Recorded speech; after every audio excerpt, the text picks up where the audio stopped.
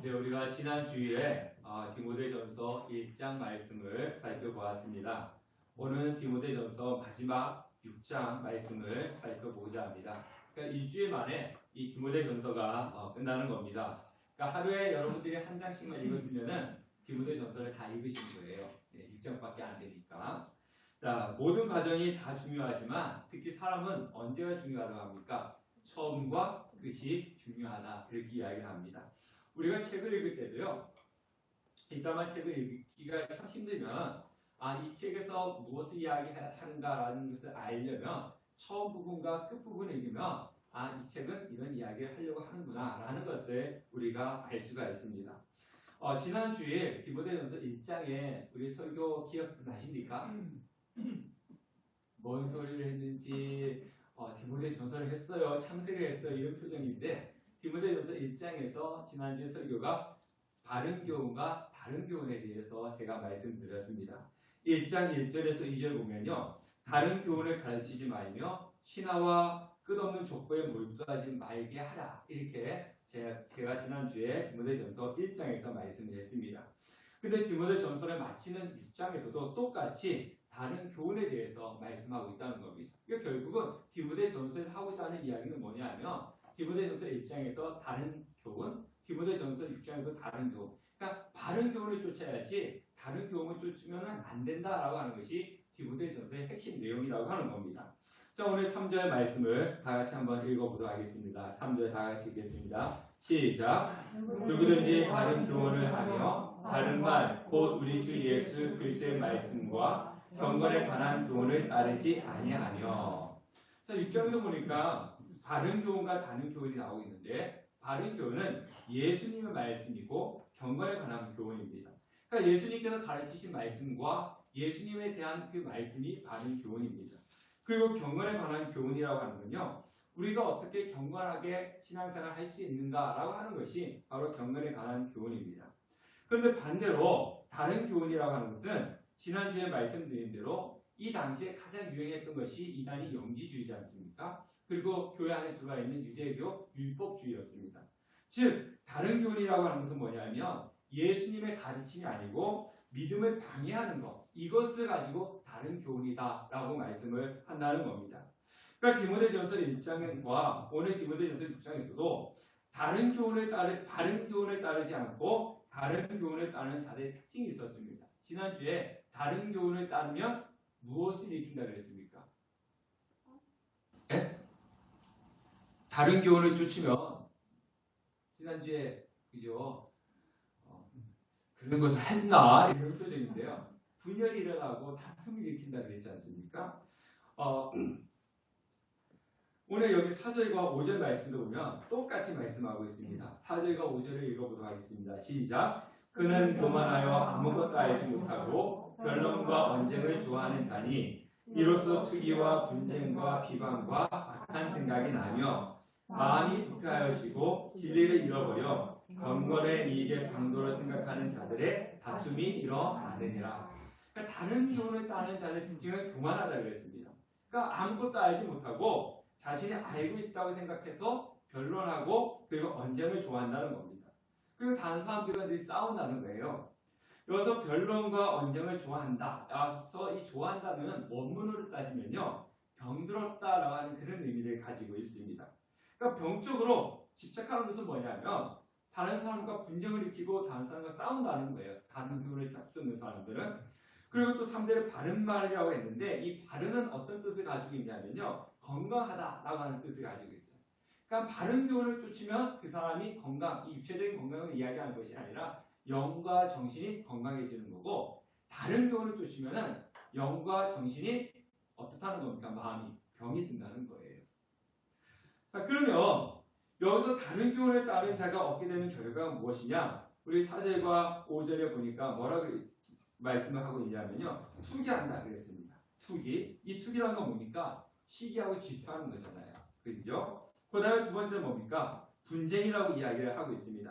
자, 분쟁은 뭡니까? 다투면서 싸우는 거잖아요. 그리고 세 번째 뭐 한다고요? 예?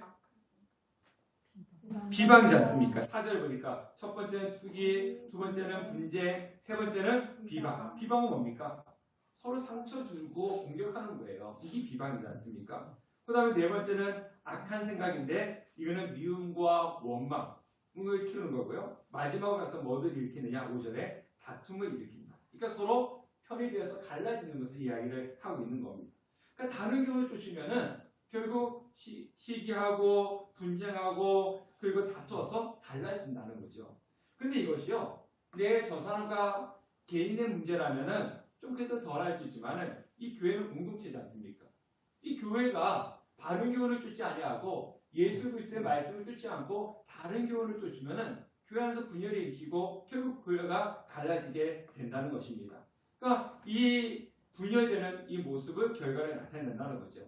지난주에 제가 말씀드렸잖아요. 지금 현대 한국교회가 진리와 비진리 때문에 서로 갈라지는 경우는 극히 없다는 거죠. 예전에는 교회 안에서 하나님 말씀을 지키기 위해서 하나님 이단과 싸우기 위해서 싸우다가 갈라지는 경우들도 있었지만 지금 같은 경우는요, 진리냐 비진리냐 이 문제보다는 이 사람들의 이권, 저 사람들의 이권, 이것 때문에 서로 갈등하고 그래서 큰 교회들이 막 나눠지고 분열되고 그러지 않습니까? 예, 바른 교훈과 다른 교훈, 그러니까 다른 교훈을 쫓는 사람들의 모습이 결과가 분열이라고 하는 거예요. 자, 그러면 다른 교훈을 따르는 자들은 왜 이런 것을 따를까? 왜 이런 일을 할까? 그 이유에 대해서 말씀하고 있습니다. 자, 5절에 보니까 인간의 마음은 어떻다 그랬습니까?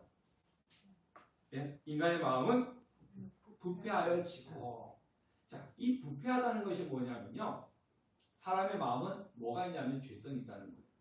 저도 그렇고 여러분도 그렇고요. 다 모든 사람이 죄성이 있는 부패한 마음을 가지고 있습니다. 이 죄성이 있고 마음이 부패하면요, 하나님께 나가기가 어렵습니다. 예, 하나님께 나가기가 어려워요. 로마서 1장 28절에 보면은 그 마음에 누굴 두기 싫어하며 부패한 마음에 누굴 두기 싫어하는 거예요? 하나님을 두기 싫어하며. 네. 죄성이 마음에 가득 차올수록 마음이 부패해져 갈수록 하나님을 두기를 싫어하고 신앙생활 하기를 싫어하는 겁니다.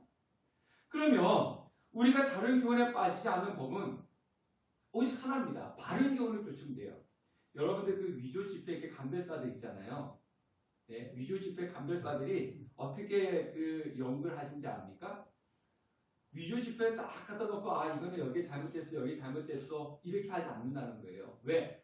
이 위조 집회는 하도 그 다양하게 나오니까 골라서 또 새롭게 위조 집회가 나오니까 위조 집회를 보는 게 아니라 진짜 집회를 연구한다는 거예요. 그러니까 진짜 집회를 계속 연구하다 보면 아무리 위조 집회가 와도 그 진짜 뭔가 다르네 구별해낼 수가 있다는 겁니다. 교훈도 그렇습니다. 바른 교훈, 우리가 하나님의 말씀을 열심히 보면요, 다른 것이 딱 들어와도 이단이 와도 아 이거는 하나님의 말씀에 어긋나는 거야 라고 구분할 수가 있는데 말씀을 보지 않으니까 이단이 와서 이렇게 얘기하면 그런가 봐? 저 이단이 와서 이렇게 하면 그런가 봐? 휘청휘청 되는 거예요. 하나님 말씀, 바른 교훈만 우리가 온전히 열심히 쫓으면은 어떤 이단이 와도 우리는 휩쓸리지 않습니다. 그러니까 다른 교훈을 쫓는 사람들의 특징은 바른 교훈을 쫓지 않기 때문에 다른 교훈을 쫓게 되어 있는 겁니다. 왜냐하면 마음이 부패되어 있기 때문에 그렇습니다. 자, 그러면 오죽하면 우리가 그런 이야기 하잖아요. 성경은 언제 보라 그래요? 성경은. 그렇죠. 왜요? 졸릴 때가 아니고 잠 안 올 때. 잠 안 올 때 성경 보라 그러잖아요. 왜? 성경 보면 졸리니까. 그만큼 사람이 부패해 있으면 성경 보기 싫어한다는 거예요. 그렇게 졸린다. 그 기도하라 그러면 어떻습니까? 자, 우리 다 같이 기도합시다. 주야, 주야, 주야 하고 기도하라면 1분, 2분 기도하고 나면 그 다음 어떻게 해요? 그거 졸고 있잖아요. 다른 사람하고 수다 떨어하면 1시간, 2시간 또 얼마든지 하는데 하나님과 기도하라면 하나님께 대화잖아요. 기도는 대화예요. 사람과 대화하라면 1시간, 2시간은 그냥 시간 가는지 못하고 하는데 하나님과 대화 1분, 2분, 5분도 못 넘기는 거죠. 이 뭡니까? 마음의 죄성과 마음의 부패함 때문에 하나님을 섬기는 데는 힘들고 어려워하는 거죠. 안 하려고 하는 겁니다. 예. 다른 것은 다 잘하면서 신앙에 대한 것들 하라면은 왜 이런 핑계가 많은지 모릅니다. 그 이유는 우리의 마음이 부패했기 때문에 그렇습니다. 죄성이 가득해서 그런 겁니다. 참된 진리를 따르지 않고 바른 교훈을 따른 참된 진리를 따르지 않고 다른 교훈을 쫓는 그 이유는 마음이 부패해서 그렇습니다. 그런데 오늘 성경에 보니까요, 부패한 사람들의 삶은 누구를 위해서 산다는 거예요? 자신들의 이익을 위해서 산다는 겁니다. 심지어 경건도 이 경건이라고 하는 건 교회 나오는 거, 신앙생활 하는 것도 결국은 자신의 이익을 위해서 교회 나오고 예배 드린다 이렇게 이야기합니다. 이익이라고 하는 것은 한마디로 자신의 돈벌이 수단을 이야기합니다. 이 디모데가 목회하는 이 시대는 에베소에는요 아데미 여신이 있었어요. 그러니까 아데미 여신의 숭배가 뭐냐면은 우리는 교회 와서 하나님께 예배드리지만은 이 여신한테 갈 때는 재물을 갖다 바쳐야 되거든요. 그럼 재물을 어떻게 해야 돼요? 사야 되잖아요. 그러니까 그 신전 옆에는 그 재물을 파는 사람들이 즐비하게 있었어요. 그러니까 거기 가서 그래서 사가지고 이제 재물을 드리는데 그 주의 장사들은 이 아데미 여신과 상관이 없어. 뭐를 해서 그 재물을 파는 거예요. 돈벌이 수단. 그런 것이 있었단 말이죠. 그러니까 그 당시에 교회 안에서도 이 교회 안에서 돈벌이 수단을 삼는 거짓 교사들이 있었다는 겁니다. 그래서 다른 교훈을 쫓는 사람들은 이 교회를 자신의 이익의 수단으로 삼았다는 거예요. 지금 또 그런 경우들이 가끔씩 있지 않습니까? 교회를 자신의 이익의 수단으로 삼는 사람들이 있습니다. 자, 다른 교훈이 쫓기 때문에 그래요. 자, 6절 말씀을 한번 읽어보도록 하겠습니다. 6절 시작. 자족하는 마음이 있으면 경건은 큰 이익이 되느니라. 자, 오늘 말씀은 제가 준비하면서 많은 고민도 했고 했습니다. 근데 저희 교회는 매일 성경 큐티집에 있는 내용 따라 하기 때문에 제가 오늘 이 설교를 해야지 해가지고 이 본문을 잡은 건 아니에요. 그 순서에 따라서 잡기 때문에 오늘 이 설교를 하는 겁니다. 자, 오늘 이 말씀은요 은혜가 될 수 있지만 또 오해를 하면 시험이 될 수 있는 그런 말씀이기도 합니다. 그래서 여러분들이 오해하지 말고 말씀대로 잘 들으시기 바라겠습니다. 자, 자족한다라고 하는 것은요 내가 어떤 사항이 주어진다 할지라도 그 사항에 따라 마음이 요동치는 것이 아니라 사항이 얽매이지 않고 만족하는 것을 이야기합니다. 이게 자족이에요. 그러니까 요 상황에서 아우 좋아, 요 상황에서 아우 싫어 이게 아니라 이런 상황과 저런 상황이 있다 할지라도 항상 만족하는 것이 이 자족이라고 하는 겁니다. 자, 여러분들 이 가로 안에 뭐가 들어갈 것 같아요? 이 가로 안에 가로에 무슨 단어가 들어갈 것 같습니까? 자, 맡기신 분 제가 이따가 커피 타드릴게요. 물만. 물? 욕망? 욕망 조금 비슷했어요. 네. 단어는 하나입니다. 욕심. 네? 하나라고 하나. 한 글자. 그러니까 욕망, 욕심 비슷했어요. 물은 아니고요. 한 단어. 여러분들이 엄청 좋아하는 거. 돈. 그렇죠. 그러니까 자, 돈입니다. 돈. 다 같이 읽어볼까요?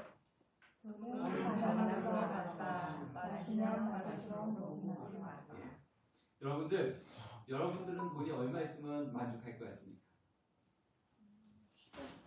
네? 얼마 있으면 될 것 같아요? 네?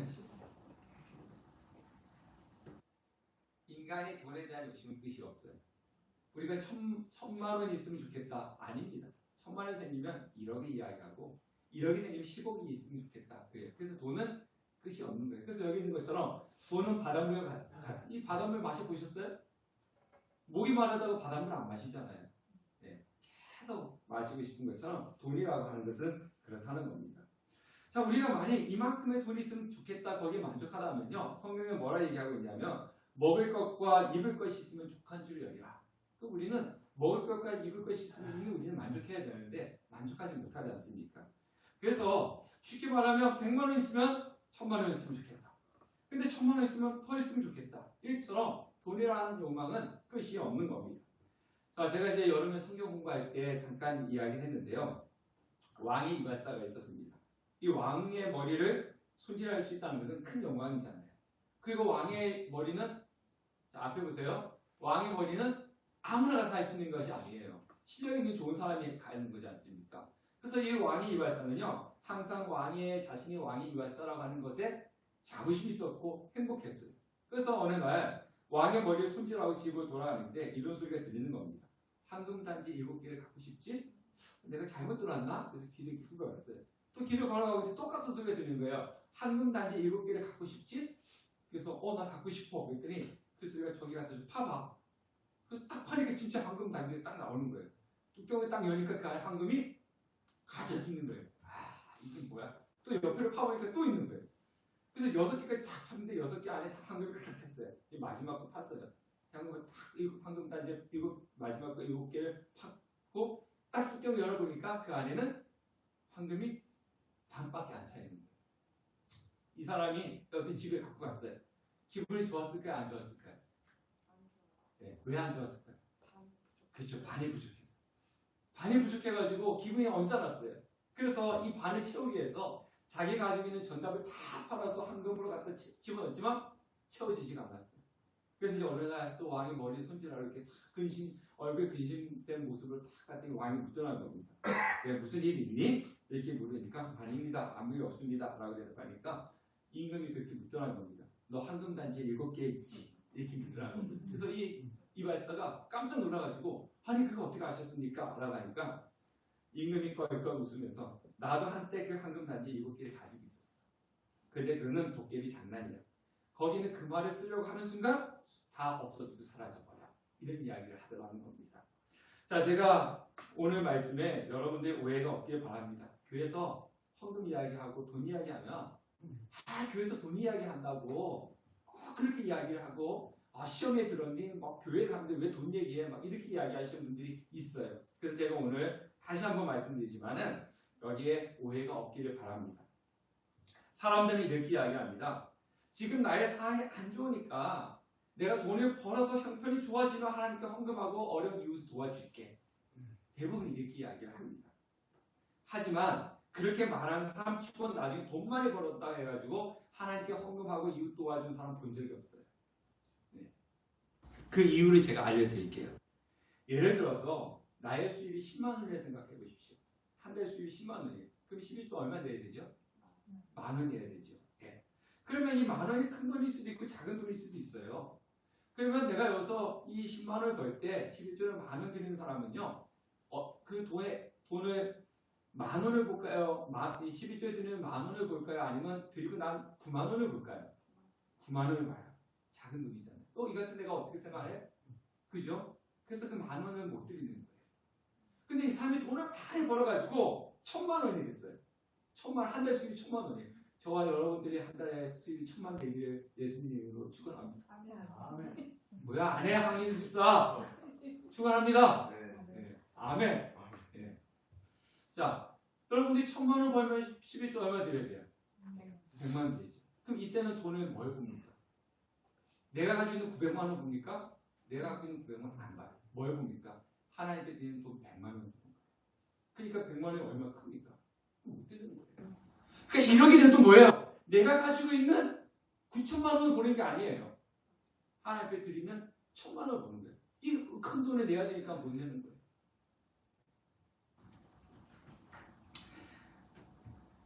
그래서 지금 나에게는 작은 것을 드릴 줄 알아야지 나중에 큰 것을 하나님께 드릴 수 있는 것이지, 나는 지금 작기 때문에 상황이 안 좋기 때문에 못 드립니다. 나이가 크게 상황이 좋아지면 드리겠습니다. 절대 드릴 수가 없는 것입니다. 작은 것을 드릴 수 있어야지 큰 것을 드릴 수 있는 거고, 그리고 작은 상황 가운데서 어려운 상황 도와줄 수 있어야지 나중에 내가 크게 되었을 때 도와줄 수가 있는 거예요. 자, 그렇지 못하면요, 우리는 어떤 상황 속에서 만족하지 못해요. 이런 상황이 있으면 이것 때문에 힘들다, 저런 상황이 주어지면 저런 상황이 있어서 힘들다, 부족하다라고 이야기를 합니다. 자족이라는 건요, 이런 상황이 있든지 저런 상황이 있든지 간에 주님 한 분만으로 만족할 수 있는 것, 이것이 바로 자족이에요. 그래서 성경이 이야기하지 않습니까? 자족하는 마음이 있으면 뭐라고요? 큰 경건이다. 바로 이것이 경건이라는 거예요. 그냥 성경책 옆에 들고 나는 거룩합니다, 거룩합니다, 이것이 거룩이고 건건이 아니라 내가 어떤 상황이 있든지 간에 예수님 한 분만으로 내가 만족할 수 있는 것, 그것이 큰 경건이라고 하는 거예요. 이것은 바로 내 힘으로 낼 수 있는 것이 아니라 예수님 안에서 가능한 겁니다. 예수님이 채워주시기 때문에 가능한 거죠. 자, 그럼 우리가 자족해야 되는 이유가 뭡니까? 내가 지금 이런 상황이 있든지 저런 상황이 있든지 간에 만족할 수 있는 그 자족해야 하는 이유가 7절과 8절에 나오고 있습니다. 다 같이 읽어보겠습니다. 시작. 우리가 세상에 아무것도 가지고 올 수 없으면 또한 아무것도 가지고 가지 말니 우리가 먹을 것과 입을 것이 있으면 부족한 자와 알 것이다. 우리가 세상에 올 때 가지고 온 것이 있습니까? 가지고 온 것이 없습니다. 그리고 우리가 이 세상을 떠날 때 가지고 갈 것이 있습니까? 가지고 갈 것이 없습니다. 그래서 욥이 그렇게 이야기했잖아요. 내가 모태에서 알몸으로 나왔사온즉 또한 알몸으로 그리로 돌아갈지니라. 솔로몬도 그랬어요. 그가 모태에서 벌거벗고 나왔은즉 그가 나온 대로 돌아가고 수고하여 얻은 것을 아무것도 자기 손으로 가지고 가지 못하리니. 그러니까 인생이라는 게 뭡니까? 올 때 알몸으로 왔어요. 빈손으로 왔어요. 갈 때도 빈손으로 가고 알몸으로 가는 거예요. 그러니까 내가 이 땅에서 죽기 살기로 해가지고 가지고 있는 이 소유가 결국 나하고 영원히 같이 동행하는 거냐? 그렇지 않다는 겁니다. 없어지고 만나는 겁니다. 그렇기 때문에 예수님께서 우리에게 하신 말씀이 뭡니까?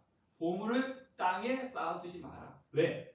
땅에 쌓아두면 없어져 버리기 때문에 땅에 쌓아두지 마라. 그렇게 말씀한 겁니다. 자, 그러면 우리가 이렇게 하면요. 또 이제 성도님들이 오해가 할 수 있는 게, 그러면 교회 다니는 사람들은 돈을 벌면 안 돼요? 교회 다니는 사람들은 부자가 되면 안 돼요? 이렇게 이야기를 할 수가 있습니다. 성경에는 그렇게 이야기하지 않습니다. 돈을 가지고 있지 말아라. 그리고 부자가 되면 안 된다. 가난하게 살아야 된다. 성경에는 그렇게 이야기하지 않습니다. 오늘 성경에 보면요. 9절과 10절은 부자가 되려고 하는 사람에 대한 말씀이고, 그리고 17절부터 19절은 부자에게 주신 말씀인데요. 먼저 우리가 9절, 10절은 부자가 되려고 하는 사람들에게 주신 말씀입니다. 읽어보겠습니다. 시작. 구하려 하는 자들은 시험과 올무와 여러 가지 어리석고 해로운 욕심에 떨어지나니 곧 사람으로 파멸과 멸망에 빠지게 하는 것이라. 돈을 사랑함이 일만하게 뿌리가 되나니 이것을 탐내는 자들은 미혹을 받아 믿음에서 떠나 많은 근심으로써 자기를 찢어주다. 이건 이제 부하려고 하는 사람에 대한 말씀이고요. 17절부터 19절은 부자들에게 주신 말씀입니다. 다 읽어보겠습니다. 시작. 내가 이 세대에서 구한 자를 명하여 마음을 높이지 말고 정함이 없는 재물에 소망을 두지 말고 오직 우리에게 모든 것을 후히 주사 누리게 하시는 하나님께 두며 선을 행하고 선한 사업을 많이 하고 나누어 주기를 좋아하며 너그러운 자가 되게 하라. 이것이 장래에 자기를 위하여 좋은 터를 쌓아 참된 생명을 취하는 것이니라. 예.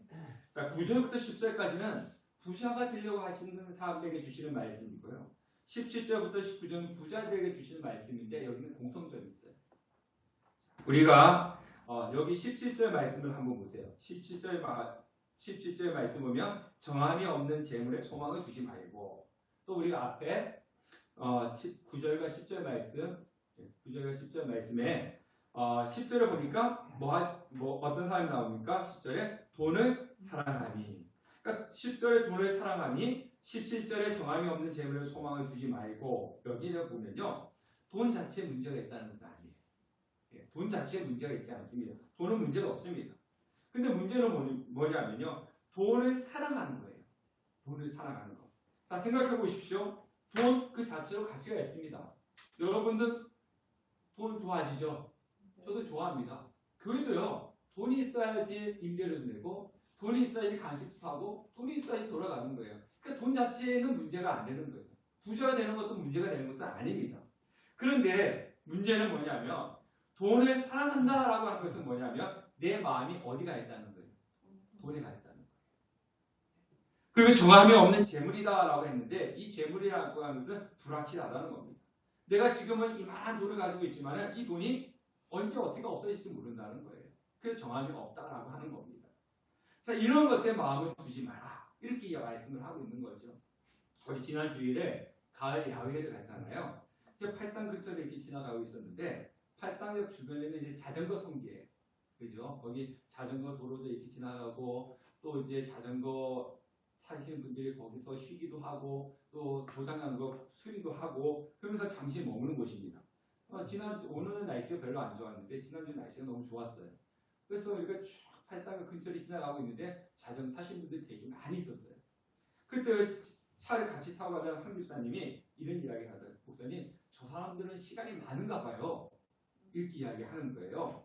시간이 많아서 자전거를 탄다는 겁니다. 근데 제가 이런 이야기했습니다. 그 말이 맞을 수도 있고 틀릴 수도 있어요. 시간이 많고 시간이 있고 없음의 문제가 아니라 소중함의 문제라는 거예요. 소중함의 문제. 물론 시간이 많아서 자전거를 탈 수도 있습니다. 그런데요. 자전거 타는 것을 좋아하고 소중하게 여기는 사람들은요. 친구 만나는 거 안 만나고 잠자는 거 줄이고 자전거 타러 가는 거예요. 시간이 많기 때문에 자전거 타는 거 아닙니다. 시간이 없어도 이 친구 만나는 거 안 만나요. 그리고 잠자는 거 줄여요. 그리고 자전거 타러 가는 겁니다. 자전거도 보면요. 한 대 뭐 몇백만 원짜리, 천만 원짜리 넘는 것도 있어요. 그럼 저 사람 돈이 많으니까 몇백만 원짜리, 몇천만 원짜리 타지? 물론 돈이 있으니까 타겠죠. 그런데 자전거 좋아하는 사람은요. 먹는 거 아끼고 옷 입는 거 아끼고 그래서 그 비싼 자전거를 사는 거예요. 네. 즉 그분의 마음은 어디가 있는 겁니까? 자전거에 가 있는 거예요. 자전거가 소중한 거예요. 맛있는 거 좋아하시는 분들도 마찬가지예요. 맛있는 거 좋아하시는 분들 보면 전국의 맛집 다 알아요. 다 가봤어요. 그 이 동네에 가면 이 동네에 어디 맛집이 있고 뭐 맛집인데 거기 가봤는데 거기는 맛이 어떻고 여기 맛이 어떻고 다 그렇게 압니다. 왜? 그분한테 뭐가 중요해요? 먹는 거 좋아해요. 그 마음이 어디가 있어요? 먹는 거 맛집에 가 있어요. 그냥 맛집을 다 꿰뚫고 있는 거예요. 그러니까 그분은요 먹는 거에 돈 쓰는 거 하나도 아깝지가 않습니다. 자전거 좋아하시는 분이 자전거에 투자하는 거, 시간을 투자하고 돈을 투자하는 거 하나도 아깝지 않은 것처럼 먹는 거 좋아하시는 분은 맛집 찾아가고 먹는 거에 돈 투자하는 거 하나도 아깝지 않아요. 그런데 그 외에 돈 투자하려고 돈을 쓰려고 하면 아까운 거예요. 이겁니다. 내 마음이 어디가 있느냐. 먹는 데 내 마음이 가 있으면 먹는 거에 투자하는 거 하나도 아깝지 않은데 다른 것들은 10원 하나 갖다 벌금을 떨고 자전거 좋아하는 사람은 자전거에 돈을 다 투자하면 다른 데 돈을 쓰려고 하면 벌금을 떠는 거예요. 내 마음이 어디 있느냐가 중요하다는 겁니다. 우리가 하나님께 마음이 없으면요. 하나님 앞에 드린 시간, 하나님께 드린 물질, 그가 하나 때문에 벌금을 떠는 거예요. 내가 이웃을 바라볼 때 그 사람들한테도 내 마음이 없으면요. 이웃 도와준다고 생각도 못 하는 거예요. 내 마음의 문제지 내 형편의 문제가 아니라는 겁니다. 이처럼 사람의 마음은 물질에 가 있어. 그래서 물질을 일만하게 뿌리다라고 그렇게 이야기하고 성경에는 우리의 마음을 물질에 빼앗기지 마라. 우리의 마음을 하나님께 두지 마라. 그렇게 이야기하는 겁니다. 그래서 예수님께서 마태복음에 이런 이야기 하셨잖아요. 다 같이 읽어보도록 하겠습니다. 시작. 너희를 위하여 보물을 땅에 쌓아 거기는 도둑이 구멍을 뚫고 도둑질하느니라. 오직 너희를 위하여 보물을 하늘에 쌓았으라. 거기는 종이나 등록이 해하지 못하며 도둑이 구멍을 뚫지도 못하고 도둑질도 못하느니라. 사람의 마음 물질에 가 있기 때문에 그 물질을 어디 두라 그럽니까? 천국에 둬버려요. 그러면 이 마음이 자연히 어디 따라가겠어요? 돈인들 쫓아가다 보니까 그 돈이 천국에 있으니까 내 마음이 천국에 가 있을 것이다. 예수님께서 그렇게 말씀하고 있는 겁니다. 자, 17절 말씀 보면요. 자, 아까 앞으로 다시 돌아가면요. 여기도 그러잖아요. 17절 말씀 보면은 정함이 없는 재물에 소망을 두지 말고 오직 우리에게 모든 것을 후히 주사 누리게 하시는 누구에게 두라는 겁니까? 하나님께 두라는 겁니다. 후히 주시는 하나님께 우리 마음을 두라. 그렇게 말씀하고 있습니다. 우리가 흔히 산에 사는 사람을 가지고 뭐라 그러죠? 자연인이죠. 자연에 사는 사람은 자연인이라고 그러고 우리가 흔히 산에 사는 사람은 산사람, 바다에 사는 사람은 바닷사람 또 그렇게 이야기하잖아요. 뭐 자연인, 뭐 산사람, 바닷사람 이렇게 이야기할 때 그 의미가 뭐겠습니까? 산에 속해서 살아가는 사람, 바다에 속해 살아가는 사람, 그리고 자연 속에 살아가는 사람을 가지고 자연인이다. 그렇게 이야기를 합니다. 자, 이제 말씀을 마무리하면서요. 11절, 12절 말씀을 읽어보겠습니다. 시작. 오직너 하나님의 사람아 이것들을 피하고 의와 경건과 흉내와 온유를 따르며 믿음의 선한 싸움을 싸우라. 영생을 취하라. 이를 위하여 내가 부르심을 받았고 많은 증인 앞에서 선한 증언을 하였도다. 자, 디모데를 가지고 사도 바울이 뭐라고 했냐면요. 하나님의 사람이다 라고 이렇게 불렀어요. 자, 그런데 우리 이 11절 앞에 오직 너 하나님의 사람인데 원문에는 그러나 라고 하는 것이 있어요. 근데 우리 한글에서는 좀 빼버렸죠. 그러나 오직 너 하나님의 사람아 이렇게 이야기하죠. 자, 그러나가 뭡니까? 앞에는 이렇지만 너는 이렇다 이거잖아요. 예. 자, 이 앞에 사람들은 어떤 사람입니까? 다른 교훈을 쫓는 사람들이잖아요. 이 경건을 이익의 수단을 생각하는 사람들, 구하려고 하는 그러니까 마음을 물질에 빼앗긴 사람들, 그래서 믿음에 떠난 사람들. 이 사람이 이 앞에 있는 사람들이었어요. 그러나 너는 어떤 사람이냐? 이 앞에 사람들은 그런 사람이지만 너는 오직 하나님의 사람이다. 이렇게 이야기하는 거죠. 오직 너 하나님의 사람이기 때문에 너는 이 앞에 다른 교훈을 쫓는 사람과는 달라야 된다. 이것이 이제 디모데전서의 말씀을 마무리하는 거예요. 그래서 오직 너 하나님의 사람이기 때문에 어떻게 하는 겁니까? 12절에 보니까 믿음의 선한 싸움을 싸워라.